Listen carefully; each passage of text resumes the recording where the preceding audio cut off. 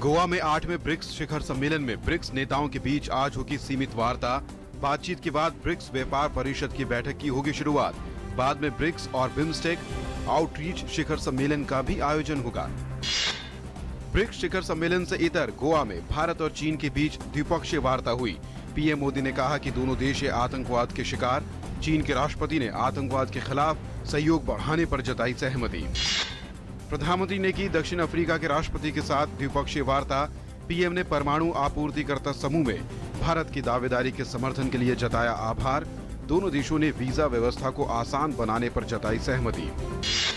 Uttar Pradesh police ने NSG के साथ संयुक्त अभियान में नोएडा से 6 नक्सली किए गिरफ्तार।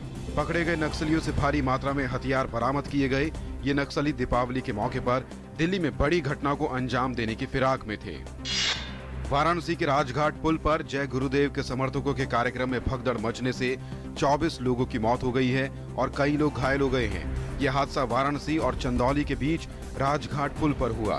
प्रधानमंत्री ने घटना पर दुख व्यक्त किया है और प्रधानमंत्री राहत कोष से मृतकों के परिजनों को 2-2 लाख रुपए और घायलों को 50-50 हजार रुपए की अनुग्रह राशि देने की घोषणा की है।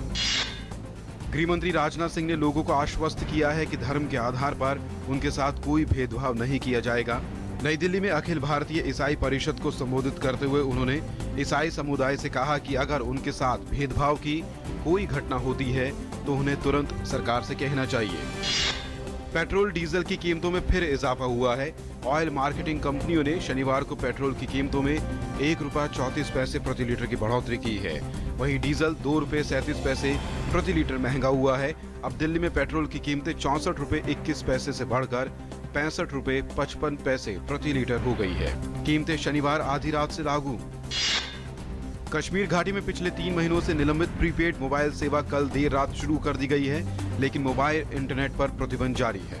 कश्मीर में हिजबुल मुजाहिदीन के आतंकवादी बुरहान वानी के मारे जाने के बाद 9 जुलाई से ही हिंसा और अफवाहों से निपटने के लिए मोबाइल इंटरनेट और प्रीपेड मोबाइल सेवा पर रोक लगा दी गई थी। हाइड्रोफ्लोरोकार्बन गैसों के उत्सर्जन को चरणबद्ध तरीके से कम करने पर सहमत हो गए हैं। दुनिया के 2 सबसे बड़े प्रदूषक देश अमेरिका और चीन भी शामिल है। मॉन्ट्रियल प्रोटोकॉल के तहत इस समझौते के प्रावधान हस्ताक्षर करने वाले विकसित और विकासशील देशों पर कानूनी रूप से बाध्यकारी होंगे।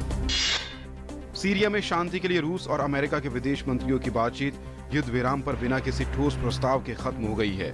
स्विट्जरलैंड में अमेरिकी विदेश मंत्री जॉन कैरी ने बैठक के बाद कहा कि तनाव के बावजूद बातचीत साफ दिल से हुई और नए विचारों पर चर्चा हुई है। अब अगली मुलाकात सोमवार को होगी। अमेरिका ने पाकिस्तान से एक बार फिर उसकी धरती से चलाए जा रहे आतंकी समूहों की गतिविधियों पर रोक लगाने और इसे अवैध ठहराए जाने को कहा है। अमेरिकी विदेश विभाग के प्रवक्ता मार्क टोनर ने कहा कि सुरक्षित पनाहगाह में पलने वाले आतंकियों के खिलाफ पाकिस्तान करे कार्रवाई। इराक में हुए हमलों में कम से कम 55 व्यक्ति मारे गए हैं। इसमें एक आत्मघाती हमला भी शामिल है। आत्मघाती हमलावरों ने उत्तरी बगदाद के शिया बहुल शाब इलाके में उसी स्थान पर हमला किया जहां लोग एक जनाजे के लिए एकत्रित हुए थे। इस हमले की जिम्मेदारी आईएस ने ली है। दिल्ली में दूसरे राष्ट्रीय संस्कृति महोत्सव का शुभारंभ। 24 अक्टूबर तक चलने वाले इस महोत्सव में हजारों लोग आ जा सकते हैं। इसमें किसी भी तरह का कोई शुल्क नहीं लगाया गया है। शाम 6 बजे से लेकर रात 10 बजे तक भारत की संस्कृति का, यहाँ के लोक नृत्य और देश के अलग अलग भागों के खान पान का लुत्फ भी उठाया जा सकता है।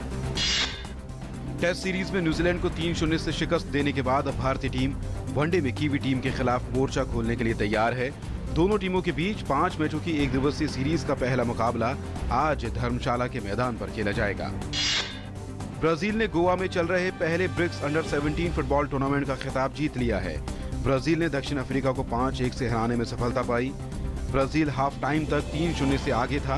ब्राजील के लिए कप्तान मोइरा ने 2 गोल किए।